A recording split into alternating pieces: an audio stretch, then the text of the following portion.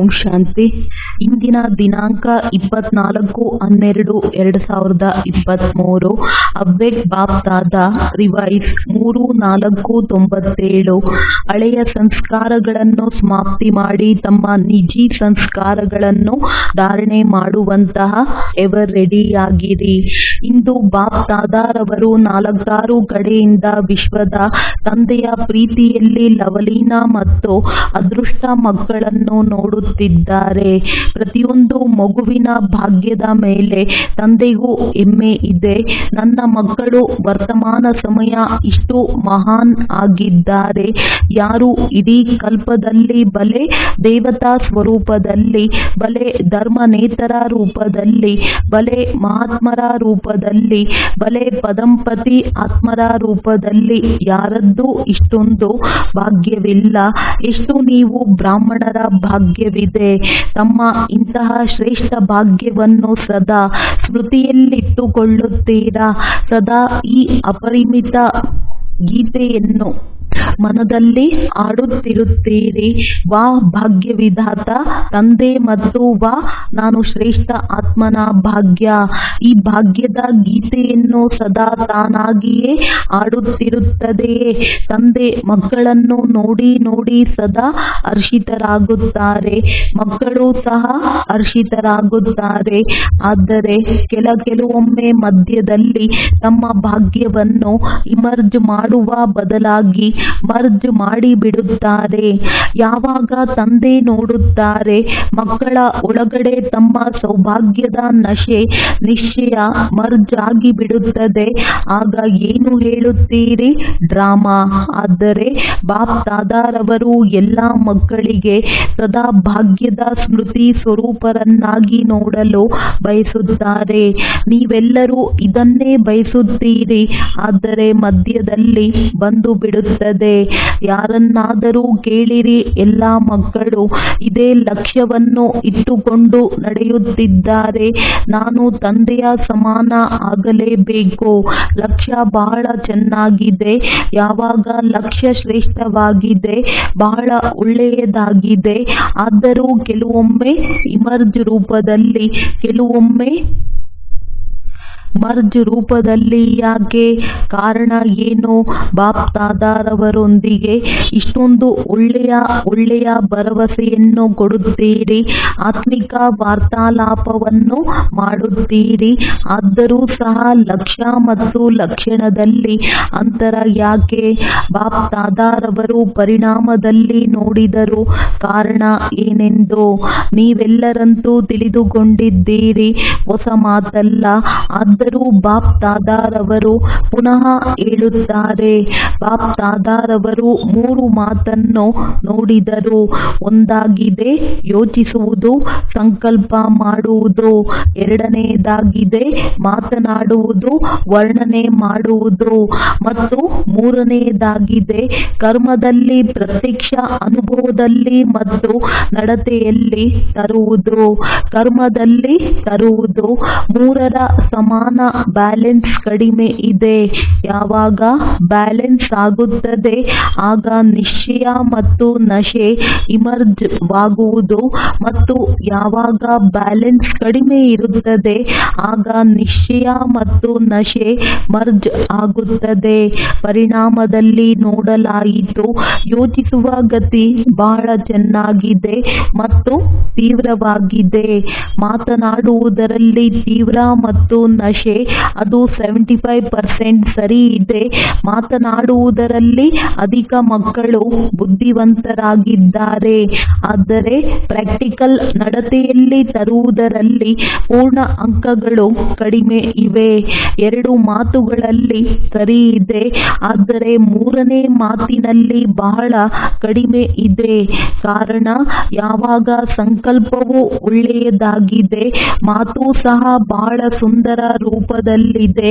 ಆದರೆ ಪ್ರಾಕ್ಟಿಕಲ್ನಲ್ಲಿ ಕಡಿಮೆ ಏಕೆ ಆಗುತ್ತದೆ? ಕಾರಣವೇನು ತಿಳಿದುಕೊಂಡಿದ್ದೀರಾ? ಹೌದು ಅಥವಾ ಇಲ್ಲವೆಂದು ಹೇಳಿ. ಬಹಳ ಚೆನ್ನಾಗಿ ತಿಳಿದುಕೊಂಡಿದ್ದೀರಿ. ಒಂದು ವೇಳೆ ಯಾರಿಗಾದರೂ ಈ ವಿಷಯದ ಮೇಲೆ ಭಾಷಣ ಮಾಡಿ ಅಥವಾ ಕ್ಲಾಸ್ ಮಾಡಿ ಅಂದಾಗ ಎಷ್ಟು ಚೆನ್ನಾಗಿ ಕ್ಲಾಸ್ ಮಾಡಿಸುವರು ಮತ್ತು ದೊಡ್ಡ ನಶೆ ರುಚಿಯಿಂದ ಭಾಷಣವನ್ನು ಮಾಡುವರು, ಕ್ಲಾಸನ್ನು ಮಾಡಿಸುವರು. ಬಾಪ್ ದಾದಾರವರು ಎಲ್ಲರ ಕ್ಲಾಸ್ಗಳನ್ನು ಕೇಳುತ್ತಾರೆ, ಏನೇನು ಹೇಳುತ್ತಾರೆಂದು ಮುಗುಳ್ನಗುತ್ತಿರುತ್ತಾರೆ. ವಾ ಮಕ್ಕಳೇ ವಾ, ಮೂಲ ಮಾತಾಗಿದೆ. ಬಾಪ್ ದಾದಾರವರು ಮೊದಲು ಸಹ ತಿಳಿಸಿದ್ದಾರೆ. ಈಗ ರಿವೈಸ್ ಕೋರ್ಸ್ ನಡೆಯುತ್ತಿದೆ. ತಂದೆಯು ಹೇಳುತ್ತಾರೆ, ಕಾರಣ ಒಂದೇ ಆಗಿದೆ, ಜಾಸ್ತಿ ಅಲ್ಲ. ಒಂದೇ ಕಾರಣ ಮತ್ತು ತಿಳಿಯುತ್ತಾರೆ. ಕಾರಣವನ್ನು ನಿವಾರಣೆ ಮಾಡುವುದು ಕಷ್ಟವೂ ಇಲ್ಲ, ಬಹಳ ಸಹಜವಾಗಿದೆ. ಆದರೆ ಸಹಜವನ್ನು ಕಷ್ಟವನ್ನಾಗಿ ಮಾಡಿಬಿಡುತ್ತಾರೆ. ಕಷ್ಟವಿಲ್ಲ, ಮಾಡಿಬಿಡುತ್ತಾರೆ. ಏಕೆ? ನಶೆಯು ಮರ್ಜಾಗಿ ಬಿಡುತ್ತದೆ. ಒಂದೇ ಕಾರಣವಾಗಿದೆ. ಏನೆಲ್ಲ ಧಾರಣೆಯ ಮಾತುಗಳನ್ನು ಕೇಳುತ್ತೀರಿ, ಮಾಡುತ್ತೀರಿ, ಶಕ್ತಿಗಳ ರೂಪದಲ್ಲಿ, ಗುಣಗಳ ರೂಪದಲ್ಲಿ ಧಾರಣೆಯ ಮಾತುಗಳು ಬಹಳ ಚೆನ್ನಾಗಿ ಮಾತನಾಡುತ್ತೀರಿ. ಇಷ್ಟು ಚೆನ್ನಾಗಿ ಮಾತನಾಡುತ್ತೀರಿ. ಕೇಳುವಂತವರು ಬಲೆ ಅಜ್ಞಾನಿ ಅಥವಾ ಜ್ಞಾನಿ ಇರಲಿ, ಕೇಳಿ ಬಹಳ ಚೆನ್ನಾಗಿದೆ, ಬಹಳ ಚೆನ್ನಾಗಿದೆ ಎಂದು ಚೆನ್ನಾಗಿ ಚಪ್ಪಾಳೆಯನ್ನು ಹಾಕುತ್ತಾರೆ, ಬಹಳ ಚೆನ್ನಾಗಿದೆ ಎನ್ನುತ್ತಾರೆ. ಆದರೆ ಎಷ್ಟು ಬಾರಿ ಆದರೆ ಎನ್ನುವುದು ಬಂತು? ಈ ಆದರೆ ವಿಘ್ನವನ್ನು ಹಾಕುತ್ತದೆ. ಆದರೆ ಶಬ್ದ ಸಮಾಪ್ತಿ ಮಾಡಿ, ಅರ್ಥಾತ್ ತಂದೆಯ ಸಮಾನ ಸಮೀಪ ಬರುವುದು ಮತ್ತು ತಂದೆಯ ಸಮೀಪ ಬರುವುದು, ಅರ್ಥಾತ್ ಸಮಯವನ್ನು ಸಮೀಪ ತರುವುದು. ಆದರೆ ಇಲ್ಲಿಯವರೆಗೂ ಆದರೆ ಶಬ್ದವನ್ನು ಹೇಳಬೇಕಾಗಿದೆ. ತಂದೆಗೆ ಇಷ್ಟವಾಗುವುದಿಲ್ಲ, ಆದರೆ ಹೇಳಬೇಕಾಗುತ್ತದೆ. ಕಾರಣ ಏನಾಗಿದೆ? ಏನು ಹೇಳುತ್ತೀರಿ? ಧಾರಣೆಯನ್ನು ಮಾಡುತ್ತೀರಿ. ಧಾರಣೆ ರೂಪದಿಂದ ಧಾರಣೆ ಮಾಡುತ್ತೀರಿ ಮತ್ತು ಆ ಧಾರಣೆ ಯಾರದ್ದು ಸ್ವಲ್ಪ ಸಮಯ, ಯಾರಿಗೆ ಜಾಸ್ತಿ ಸಮಯವೂ ನಡೆಸುತ್ತದೆ. ಆದರೆ ಧಾರಣೆ ಪ್ರಾಕ್ಟಿಕಲ್ನಲ್ಲಿ ಸದಾ ಮುಂದುವರಿಯುತ್ತಾ ನಡೆಯಲಿ. ಅದಕ್ಕಾಗಿ ಇದು ಮುಖ್ಯ ಮಾತಾಗಿದೆ. ಹೇಗೆ ದ್ವಾಪರದಿಂದ ಹಿಡಿದು ಅಂತಿಮ ಜನ್ಮದವರೆಗೂ ಏನೆಲ್ಲ ಅವಗುಣಗಳು ಅಥವಾ ಬಲಹೀನತೆಗಳಿವೆ ಅದರ ಧಾರಣೆ ಸಂಸ್ಕಾರ ರೂಪದಲ್ಲಿ ಆಗಿಬಿಟ್ಟಿದೆ. ಬಿಡಲು ಬಯಸುತ್ತೀರಿ, ಇಷ್ಟವಾಗುವುದಿಲ್ಲ, ಆದರೆ ಹೇಳುತ್ತೀರಿ, ಏನು ಮಾಡುವುದು? ನನ್ನ ಸಂಸ್ಕಾರವೇ ಈ ರೀತಿ ಇದೆ. ನೀವು ಬೇಜಾರು ಮಾಡಿಕೊಳ್ಳಬೇಡಿ, ನನ್ನ ಸಂಸ್ಕಾರವೇ ಈ ರೀತಿ ಇದೆ. ಸಂಸ್ಕಾರ ಹೇಗೆ ಆಯಿತು? ಮಾಡಿದ್ದೀರಿ, ಆಗಲೇ ಆಯಿತಲ್ಲವೇ? ಅಂದಾಗ ಯಾವಾಗ ದ್ವಾಪರದಿಂದ ಈ ಸಂಸ್ಕಾರಗಳಾಯಿತು? ಯಾವುದರಿಂದ ನೀವು ಸಮಯದಲ್ಲಿ ಬಲವಂತವಾಗಿ ಏನು ಮಾಡೋದು? ಸಂಸ್ಕಾರವಾಗಿದೆ ಎಂದು ಹೇಳುತ್ತೀರಿ. ಬೇಡವೆಂದರೂ ಸಹ ಪ್ರಾಕ್ಟಿಕಲ್ನಲ್ಲಿ ಬಂದು ಬಿಡುತ್ತದೆ. ಯಾರಿಗೆ ಕ್ರೋಧವೂ ಬರುತ್ತದೆ. ಸ್ವಲ್ಪ ಸಮಯದ ನಂತರ ಹೇಳುತ್ತಾರೆ, ನೀವು ಬೇಜಾರು ಮಾಡಿಕೊಳ್ಳಬೇಡಿ, ನನ್ನ ಸಂಸ್ಕಾರವಾಗಿದೆ. ಅವಗುಣಗಳ ಸಂಸ್ಕಾರ ಮಾಡಿದ್ದೀರಿ ಮತ್ತು ಗುಣಗಳ ಸಂಸ್ಕಾರ ಏಕೆ ಮಾಡಿಲ್ಲ? ಹೇಗೆ ಕ್ರೋಧವು ಅಜ್ಞಾನದ ಶಕ್ತಿಯಾಗಿದೆ ಮತ್ತು ಜ್ಞಾನದ ಶಕ್ತಿ ಶಾಂತಿಯಾಗಿದೆ, ಸಹನೆ ಶಕ್ತಿ ಇದೆ. ಅಜ್ಞಾನದ ಶಕ್ತಿ ಕ್ರೋಧವನ್ನು ಬಹಳ ಚೆನ್ನಾಗಿ ಸಂಸ್ಕಾರ ಮಾಡಿಬಿಟ್ಟಿದ್ದೀರಿ ಮತ್ತು ಉಪಯೋಗಿಸುತ್ತಲೂ ಇರುತ್ತೀರಿ. ಆದರೂ ಕ್ಷಮೆಯನ್ನು ಕೇಳುತ್ತಿರುತ್ತೀರಿ. ಕ್ಷಮೆ ಮಾಡಿಬಿಡಿ, ಮುಂದಿನಿಂದ ಆಗುವುದಿಲ್ಲ ಮತ್ತು ಮುಂದೆ ಹೋದಂತೆ ಇನ್ನೂ ಹೆಚ್ಚಿಗೆ ಆಗುತ್ತದೆ. ಕಾರಣ ಏಕೆಂದರೆ ಸಂಸ್ಕಾರವು ಮಾಡಿಬಿಟ್ಟಿದ್ದೀರಿ. ಬಾಪ್ ದಾದಾರವರು ಮಕ್ಕಳಿಗೆ ಒಂದೇ ಮಾತನ್ನು ಪದೇ ಪದೇ ತಿಳಿಸುತ್ತಾರೆ. ಈಗ ಪ್ರತಿ ಗುಣವನ್ನು, ಪ್ರತಿ ಜ್ಞಾನದ ಮಾತನ್ನು ಸಂಸ್ಕಾರ ರೂಪದಲ್ಲಿ ಮಾಡಿಕೊಳ್ಳಿರಿ. ಬ್ರಾಹ್ಮಣ ಆತ್ಮರ ನಿಜಿ ಸಂಸ್ಕಾರವು ಯಾವುದಾಗಿದೆ? ಕ್ರೋಧ ಅಥವಾ ಸಹನಶೀಲತೆಯೇ ಯಾವುದಾಗಿದೆ? ಸಹನ ಶಕ್ತಿ, ಶಾಂತಿಯ ಶಕ್ತಿ ಇದಾಗಿದೆ ಎಲ್ಲವೇ? ಅವಗುಣಗಳನ್ನು ಸಹಜವಾಗಿ ಸಂಸ್ಕಾರ ಮಾಡಿಕೊಂಡು ಬಿಟ್ಟಿದ್ದೀರಿ. ಎಷ್ಟು ಸಮ್ಮದಾಗಿಸಿಕೊಂಡಿದ್ದೇವೆಂದರೆ ಬೇಡವೆಂದರೂ ಬರುತ್ತಿರುತ್ತದೆ. ಇದೇ ರೀತಿಯಲ್ಲಿ ಗುಣಗಳನ್ನು ತಮ್ಮದಾಗಿಸಿಕೊಂಡು ಸಂಸ್ಕಾರಗಳನ್ನು ಮಾಡಿಕೊಳ್ಳಿರಿ. ನನ್ನ ನಿಜಿ ಸಂಸ್ಕಾರವು ಯಾವುದಾಗಿದೆ? ಇದನ್ನು ಸದಾ ನೆನಪಿಟ್ಟುಕೊಳ್ಳಿರಿ. ಅವರಂತೂ ರಾವಣನ ಆಸ್ತಿಯನ್ನು ಸಂಸ್ಕಾರಗಳನ್ನಾಗಿ ಮಾಡಿಕೊಂಡು ಬಿಟ್ಟರು. ಬೇರೆಯವರ ಮಾಲ್ ತಮ್ಮದನ್ನಾಗಿ ಮಾಡಿಕೊಂಡು ಬಿಟ್ಟರು. ಈಗ ತಂದೆಯ ಖಜಾನೆಯನ್ನು ತಮ್ಮದನ್ನಾಗಿ ಮಾಡಿಕೊಳ್ಳಿರಿ. ರಾವಣನ ವಸ್ತುವನ್ನು ಸಂಭಾಲನೆ ಮಾಡಿಟ್ಟುಕೊಳ್ಳುತ್ತೀರಿ ಮತ್ತು ತಂದೆಯ ವಸ್ತುವನ್ನು ಕಳೆದು ಹಾಕುತ್ತೀರಿ. ಏಕೆ? ರಾವಣನೊಂದಿಗೆ ಪ್ರೀತಿ ಇದೆ. ರಾವಣ ಇಷ್ಟನಾಗುತ್ತಾನೆಯೇ ಅಥವಾ ತಂದೆ ಇಷ್ಟವಾಗುತ್ತಾರೆಯೇ? ಎಲ್ಲರೂ ತಂದೆ ಇಷ್ಟವಾಗುತ್ತಾರೆಂದು ಹೇಳುತ್ತಾರೆ. ಇದನ್ನು ಮನಸ್ಸಿನಿಂದ ಹೇಳುತ್ತಿದ್ದೀರಾ? ಆದರೆ ಯಾರು ಇಷ್ಟವಾಗುತ್ತಾರೆ? ಅವರ ಮಾತುಗಳು ನಿಷೇಧ ಶಾಹಿಯಿಂದ ಹೃದಯದಲ್ಲಿ ಸಮಾವೇಶವಾಗುತ್ತದೆ. ಯಾರಾದರೂ ರಾವಣನ ಸಂಸ್ಕಾರಕ್ಕೆ ವಶರಾಗುತ್ತಾರೆ. ಆದರೂ ಹೇಳುತ್ತಾರೆ, ಬಾಬಾ ನಿಮ್ಮೊಂದಿಗೆ ನನ್ನದು ಬಹಳ ಪ್ರೀತಿ ಇದೆ, ಬಹಳ ಪ್ರೀತಿ ಇದೆ. ಬಾಬಾರವರು ಕೇಳುತ್ತಾರೆ, ಎಷ್ಟು ಪ್ರೀತಿ ಇದೆ? ಆಕಾಶದಿಂದಲೂ ಹೆಚ್ಚು ಎಂದು ಹೇಳುತ್ತೀರಿ. ಎಷ್ಟು ಮುದ್ದಾದ ಮಕ್ಕಳು ಎಂದು ಬಾಬಾರವರು ಸಹ ಕೇಳಿ ಖುಷಿಯಾಗುತ್ತಾರೆ. ಆದರೂ ತಂದೆಯು ಹೇಳುತ್ತಾರೆ, ತಂದೆಯು ಎಲ್ಲ ಮಕ್ಕಳಿಗೆ ಭರವಸೆಯನ್ನು ಕೊಡುತ್ತಾರೆ. ಹೃದಯದಿಂದ ಒಂದು ವೇಳೆ ಒಂದು ಬಾರಿಯೂ ನನ್ನ ಬಾಬಾ ಹೇಳಿಬಿಟ್ಟರೆ ಒಂದು ವೇಳೆ ಮಧ್ಯದಲ್ಲಿ ಮರೆತು ಹೋಗುತ್ತೀರಿ. ಆದರೆ ಒಂದು ಬಾರಿಯೂ ಹೃದಯದಿಂದ ನನ್ನ ಬಾಬಾ ಎಂದು ಹೇಳಿದರೆ ತಂದೆಯು ಹೇಳುತ್ತಾರೆ, ಯಾರೇ ಇರಲಿ ಹೇಗೆ ಇರಲಿ ನನ್ನವರಾಗಿಯೇ ಇದ್ದೀರಿ. ಕರೆದುಕೊಂಡಂತೂ ಹೋಗಲೇಬೇಕು. ಕೇವಲ ತಂದೆ ಏನು ಬಯಸುತ್ತಾರೆಂದರೆ ಮೆರವಣಿಗೆಯನ್ನು ಮಾಡಿಕೊಂಡು ಬರಬಾರದು. ಪ್ರಿಯತಮೆಯರಾಗಿ ಬನ್ನಿ. ಎಲ್ಲರೂ ಕೇಳಿ ಖುಷಿಯಾಗುತ್ತಿದ್ದೀರಿ. ತಮ್ಮ ಮೇಲೆ ನಗು ಸಹ ಬರುತ್ತಿದೆ. ಈಗ ಕೇಳುವ ಸಮಯದಲ್ಲಿ ತಮ್ಮ ಮೇಲೆ ನಗುತ್ತೀರಿ ಅಲ್ಲವೇ? ತಮ್ಮ ಮೇಲೆ ನಗು ಬರುತ್ತದೆ ಮತ್ತು ಯಾವಾಗ ಜೋಶ್ನಲ್ಲಿ ಬರುತ್ತೀರಿ ಆಗ ಕೆಂಪು ಹಳದಿಯಾಗಿ ಬಿಡುತ್ತೀರಿ. ಆದರೆ ತಂದೆಯು ರಿಸಲ್ಟ್ನಲ್ಲಿ ನೋಡುತ್ತಾರೆ. ಮಕ್ಕಳಲ್ಲಿ ಒಂದು ವಿಶೇಷತೆ ಬಹಳ ಚೆನ್ನಾಗಿದೆ. ಅದು ಯಾವುದಾಗಿದೆ? ಪವಿತ್ರತೆಯಲ್ಲಿ ಇರುವುದು. ಇದಕ್ಕಾಗಿ ಎಷ್ಟೇ ಸಹನೆ ಮಾಡಬೇಕಾಗಲಿ, ಎಷ್ಟೇ ವಿರುದ್ಧ ಮಾಡುವವರು ಮುಂದೆ ಬರಲಿ, ಆದರೆ ಈ ಮಾತಿನಲ್ಲಿ 75% ಚೆನ್ನಾಗಿದ್ದೀರಿ. ಕೆಲವರು ಅಲ್ಲ ಸಲ್ಲದ ಮಾತುಗಳನ್ನು ಮಾತನಾಡುತ್ತಾರೆ. ಆದರೂ ಸಹ 75% ಈ ಮಾತಿನಲ್ಲಿ ಪಾಸ್ ಆಗಿ ತೋರಿಸಿದ್ದೀರಿ. ಈಗ ಅದರ ನಂತರ ಎರಡನೇ ಸಬ್ಜೆಕ್ಟ್ ಯಾವುದು ಬರುತ್ತದೆ? ಕ್ರೋಧ. ದೇಹಭಾನವಂತೂ ಪೂರ್ಣ ಇದ್ದೇ ಇದೆ. ಆದರೆ ನೋಡಲಾಗಿದೆ ಕ್ರೋಧ ಸಬ್ಜೆಕ್ಟ್ನಲ್ಲಿ ಬಹಳ ಕಡಿಮೆ ಪಾಸ್ ಆಗಿದ್ದೀರಿ. ಬಹುಶಃ ಕ್ರೋಧ ಯಾವ ವಿಕಾರವೂ ಅಲ್ಲ, ಇದು ಶಾಸ್ತ್ರವಾಗಿದೆ, ವಿಕಾರವಲ್ಲ. ಈ ರೀತಿ ತಿಳಿದುಕೊಳ್ಳುತ್ತೀರಾ? ಆದರೆ ಕ್ರೋಧ ಜ್ಞಾನಿತ್ವ ಆತ್ಮನಿಗೆ ಮಹಾಶತ್ರುವಾಗಿದೆ.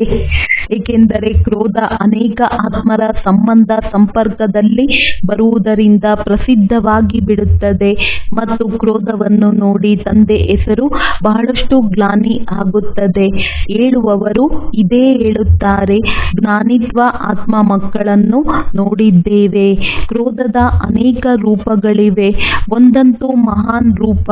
ನೀವು ಚೆನ್ನಾಗಿ ತಿಳಿದುಕೊಂಡಿದ್ದೀರಿ. ಕಾಣಿಸುತ್ತದೆ ಇವರು ಕ್ರೋಧವನ್ನು ಮಾಡುತ್ತಿದ್ದಾರೆ. ಎರಡನೆಯದು ಕ್ರೋಧದ ಸೂಕ್ಷ್ಮ ಸ್ವರೂಪ ಒಳಗಡೆ ಈರ್ಷೆ, ದ್ವೇಷ, ತಿರಸ್ಕಾರವಾಗಿದೆ.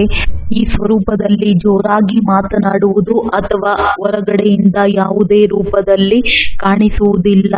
ಆದರೆ ಹೇಗೆ ಹೊರಗಡೆ ಕ್ರೋಧ ಬರುತ್ತದೆ ಅಂದಾಗ ಕ್ರೋಧವು ಅಗ್ನಿ ರೂಪವಾಗಿದೆಯಲ್ಲವೇ? ಅವರು ಒಳಗಡೆ ಸ್ವಯಂ ಸುಡುತ್ತಿರುತ್ತಾರೆ ಮತ್ತು ಇನ್ನೊಬ್ಬರನ್ನು ಸಹ ಸುಡುತ್ತಿರುತ್ತಾರೆ. ಈ ಈರ್ಷ್ಯೆ, ದ್ವೇಷ, ತಿರಸ್ಕಾರ ಇವು ಯಾರಲ್ಲಿವೆ ಅವರು ಈ ಅಗ್ನಿಯಲ್ಲಿ ಒಳಗಡೆಯೇ ಸುಡುತ್ತಿರುತ್ತಾರೆ. ಹೊರಗಡೆಯಿಂದ ಕೆಂಪು ಹಳದಿಯಾಗುವುದಿಲ್ಲ. ಕೆಂಪು ಹಳದಿಯೂ ಸರಿ ಇದೆ, ಆದರೆ ಅವರು ಕಪ್ಪಾಗಿ ಬಿಡುತ್ತಾರೆ. ಮೂರನೆಯದು ಕ್ರೋಧದ ಚತುರತೆಯ ರೂಪವೂ ಆಗಿದೆ. ಅದೇನಾಗಿದೆ? ಹೇಳುವುದರಲ್ಲಿ, ತಿಳಿದುಕೊಳ್ಳುವುದರಲ್ಲಿ ಈ ರೀತಿ ತಿಳಿಯುತ್ತಾರೆ ಅಥವಾ ಹೇಳುತ್ತಾರೆ. ಕೆಲವೊಮ್ಮೆ ಗಂಭೀರವಾಗಬೇಕಾಗುತ್ತದೆ. ಕಲ್ಯಾಣಕ್ಕೋಸ್ಕರ ಕೆಲವೊಮ್ಮೆ ಕಾನೂನನ್ನು ತೆಗೆದುಕೊಳ್ಳಬೇಕಾಗುತ್ತದೆ. ಈಗ ಕಲ್ಯಾಣವಾಗಿದೆಯೇ ಅಥವಾ ಇಲ್ಲವೇ ತಮ್ಮೊಂದಿಗೆ ಕೇಳಿಕೊಳ್ಳಿರಿ. ಬಾಪ್ ದಾದಾರವರು ಯಾರಿಗೂ ಎಂದೂ ತಮ್ಮ ಕೈಯಲ್ಲಿ ಕಾನೂನು ತೆಗೆದುಕೊಳ್ಳುವ ಅನುಮತಿಯನ್ನು ಕೊಟ್ಟಿಲ್ಲ. ಎಂದಾದರೂ ಯಾವುದೇ ಮುರುಳಿಯಲ್ಲಿ ಹೇಳಿದ್ದಾರೆಯೇ ತೆಗೆದುಕೊಳ್ಳಿ ಎಂದು? ಕ್ರೋಧವನ್ನು ಮಾಡಬೇಡಿರಿ. ಕಾನೂನು ತೆಗೆದುಕೊಳ್ಳುವವರ ಒಳಗಡೆಯ ರೂಪ ಅದೇ ಕ್ರೋಧದ ಅಂಶವಾಗಿರುತ್ತದೆ. ಅವರೂ ಸಹ ನಿಮಿತ್ತ ಆತ್ಮರಿದ್ದಾರೆ. ಅವರೂ ಸಹ ಕಾನೂನನ್ನು ತೆಗೆದುಕೊಳ್ಳುವುದಿಲ್ಲ. ಆದರೆ ಅವರಿಗೆ ಕಾನೂನನ್ನು ಪುನಃ ಹೇಳಬೇಕಾಗುತ್ತದೆ, ರಿವೈಸ್ ಮಾಡಬೇಕಾಗುತ್ತದೆ. ಕಾನೂನನ್ನು ಯಾರೂ ತೆಗೆದುಕೊಳ್ಳಲು ಸಾಧ್ಯವಿಲ್ಲ. ಆದರೆ ನಿಮಿತ್ತರಾಗಿರುವವರು ಎಂದರೆ ತಂದೆಯ ಮೂಲಕ ಮಾಡಿರುವಂತಹ ಕಾನೂನನ್ನು ಪುನಃ ರಿವೈಸ್ ಮಾಡಬೇಕಾಗುತ್ತದೆ. ನಿಮಿತ್ತ ಆಗಿರುವವರಿಗೆ ಇಷ್ಟು ಅನುಮತಿ ಇದೆ, ಎಲ್ಲರಿಗೂ ಇಲ್ಲ. ಇಂದು ಬಾಪ್ ದಾದಾರವರು ಅಧಿಕೃತವಾಗಿ, ಅಫಿಷಿಯಲ್ ಆಗಿ ಶಿಕ್ಷಣವನ್ನು ನೀಡುತ್ತಿದ್ದಾರೆ. ಪ್ರೀತಿಯಿಂದ ತೆಗೆದುಕೊಳ್ಳಿರಿ. ಏಕೆಂದರೆ ಬಾಪ್ ದಾದಾರವರು ಮಕ್ಕಳು ಬರೆದಿರುವ, ಮಾಡಿರುವಂತಹ ಭರವಸೆಗಳನ್ನು ಕೊಟ್ಟಿರುವುದನ್ನು ನೋಡಿ ಕೇಳಿ ಮುಗುಳ್ನಗುತ್ತಿದ್ದಾರೆ. ಈಗ ಬಾಪ್ ದಾದಾರವರು ಏನೆಲ್ಲ ತಿಳಿಸಿದ್ದಾರೆಯೋ ಪ್ರತಿ ಗುಣವನ್ನು ನಿಜಿ ಸಂಸ್ಕಾರವನ್ನಾಗಿ ಮಾಡಿಕೊಳ್ಳಿರಿ. ಅಂಡರ್ಲೈನ್ ಮಾಡಿದ್ದೀರಾ? ಈಗಿನಿಂದಲೇ ಹೇಳಿರಿ. ಶಾಂತ ಸ್ವರೂಪದಲ್ಲಿರುವುದು, ಸಹನಶೀಲರಾಗುವುದು, ಇದಂತೂ ನನ್ನ ಸಂಸ್ಕಾರವಾಗಿ ಬಿಟ್ಟಿದೆ. ನಂತರ ಬಾಪ್ ದಾದಾರವರ ಯಾವಾಗ ಮಿಲನ ಮಾಡಲು ಬರುತ್ತಾರೆ, ಬಾಪ್ ದಾದಾರವರ ಮುಂದೆ ಈ 5-6 ತಿಂಗಳಲ್ಲಿ ಇದನ್ನು ತಮ್ಮ ನಿಜ ಸಂಸ್ಕಾರವನ್ನಾಗಿ ಮಾಡಿಕೊಂಡು ತೋರಿಸಿರಿ. ಇದಕ್ಕಾಗಿ ಇಂದು ರಿಸಲ್ಟ್ ತಿಳಿಸುತ್ತಿದ್ದಾರೆ. ಕ್ರೋಧದ ರಿಪೋರ್ಟ್ ಅಂತೂ ಬಹಳಷ್ಟು ಬರುತ್ತವೆ. ದೊಡ್ಡದು, ಚಿಕ್ಕದು, ಭಿನ್ನ ಭಿನ್ನ ರೂಪದಿಂದ ಕ್ರೋಧವನ್ನು ಮಾಡುತ್ತಾರೆ.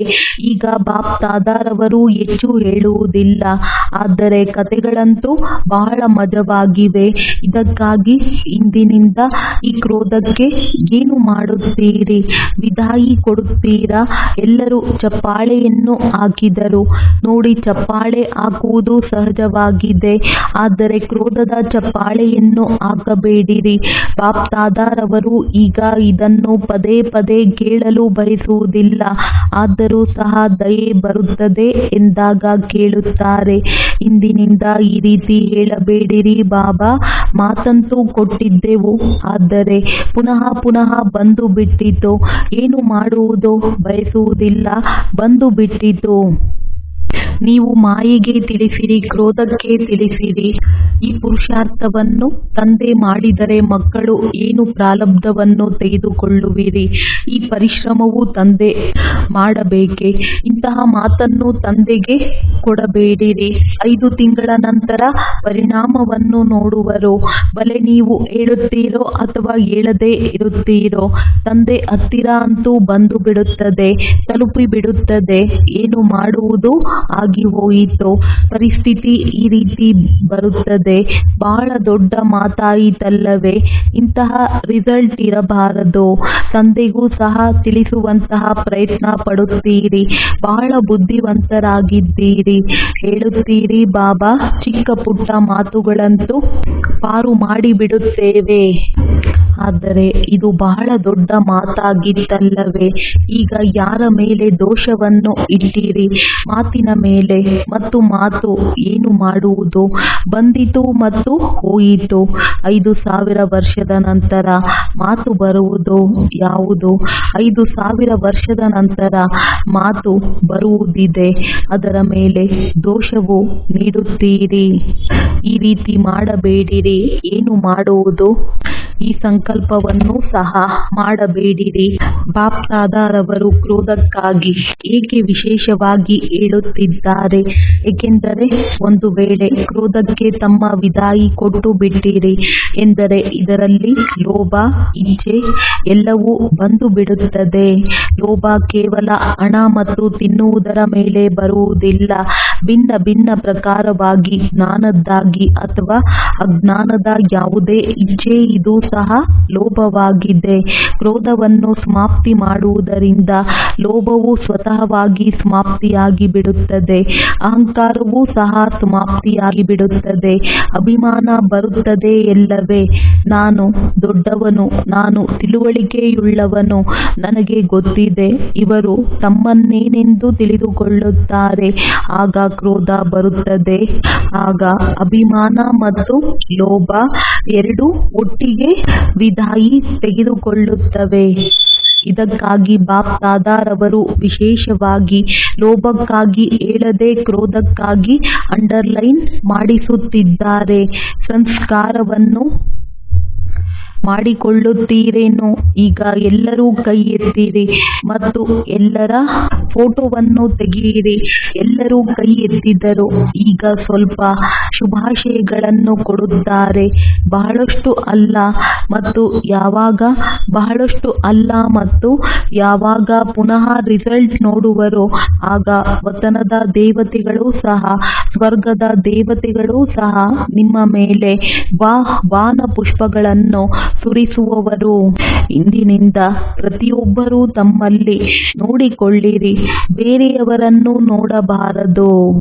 ಬೇರೆಯವರ ಈ ಮಾತುಗಳು ನೋಡಲು ಮನಸ್ಸಿನ ಕಣ್ಣುಗಳು ಮುಚ್ಚಿಕೊಳ್ಳಿರಿ.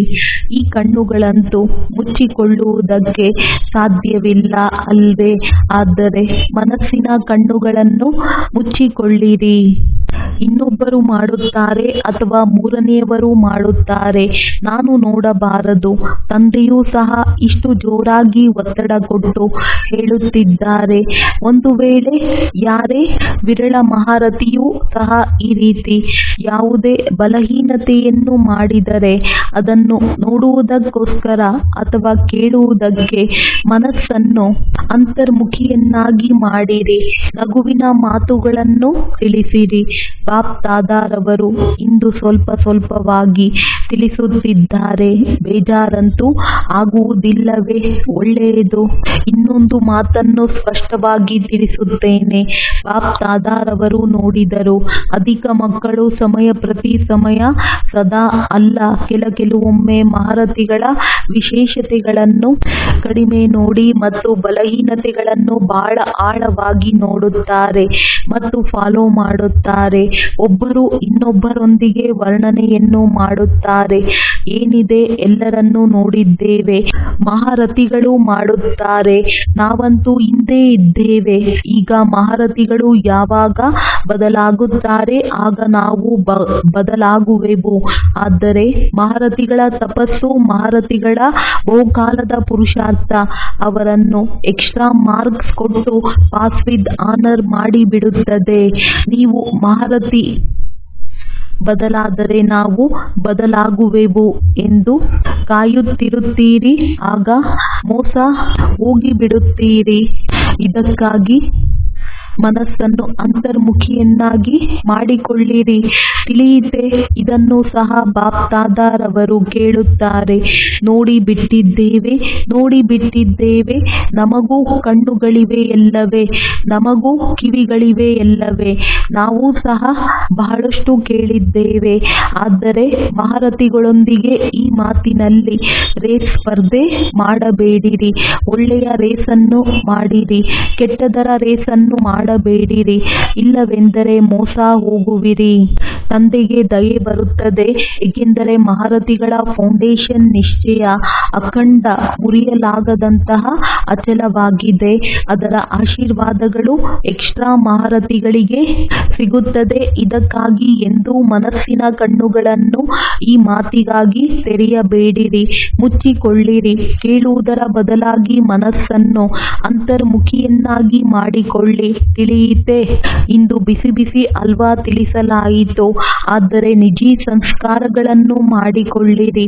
ಪರಿಶ್ರಮ ಪಡುತ್ತೀರಿ, ಅದು ಸಹ ಬಾಪ್ ದಾದಾರವರಿಗೆ ಇಷ್ಟವಿಲ್ಲ. ಬಾಪ್ ದಾದಾರವರು ಮಕ್ಕಳ ಒಂದು ಅದ್ಭುತವಾದ ಚಿತ್ರವನ್ನು ನೋಡಿದರು.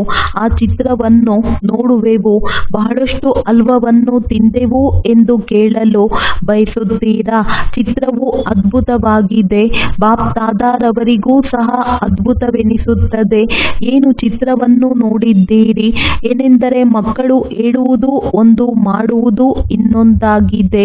ಮುಖದಿಂದ ಹೇಳುತ್ತೀರಿ, ನಾವು ಲಕ್ಷ್ಮೀನಾರಾಯಣರಾಗುವೆವು, ರಾಮ ಸೀತೆಯರಲ್ಲ, ಲಕ್ಷ್ಮೀನಾರಾಯಣ. ಮತ್ತು ಮಾಡುವುದೇನು? ಲಕ್ಷ್ಮೀನಾರಾಯಣರಾಗುತ್ತೇವೆ ಎಂದು ಹೇಳುತ್ತೀರಿ. ಹೇಳುವವರ ಬಾಯಲ್ಲಿ ಗುಲಾಬ್ ಜಾಮೂನು.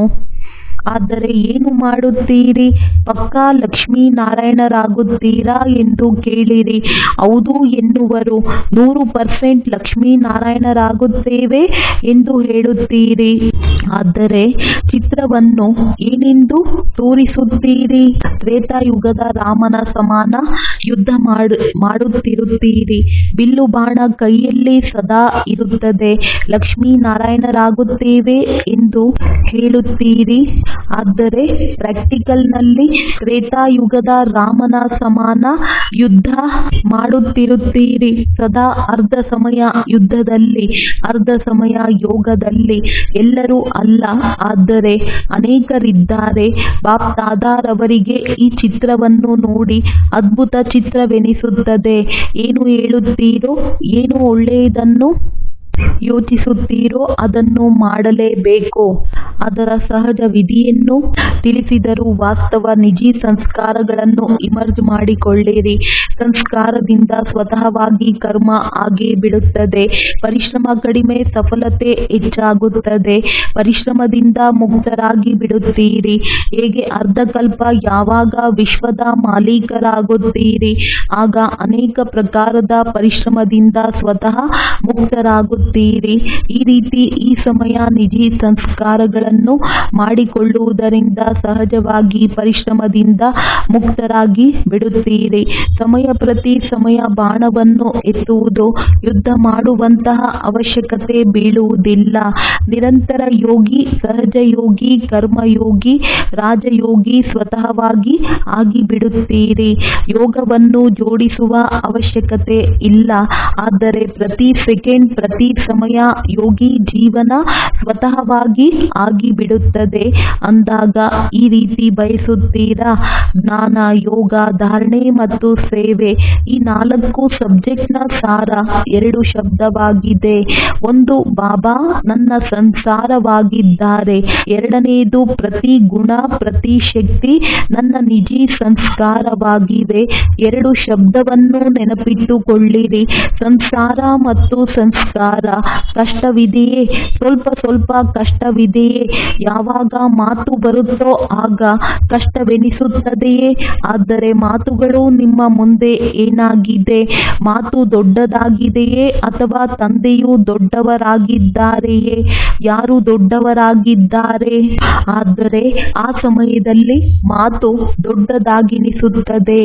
ಬಾಪ್ ದಾದಾರವರ ಹತ್ತಿರ ಇಂತಹ ಸಮಯದ ಮಕ್ಕಳ ಚಿತ್ರಗಳು ಬಹಳಷ್ಟಿವೆ. ಮ್ಯೂಸಿಯಂ ಮಾಡಲಾಗಿದೆ.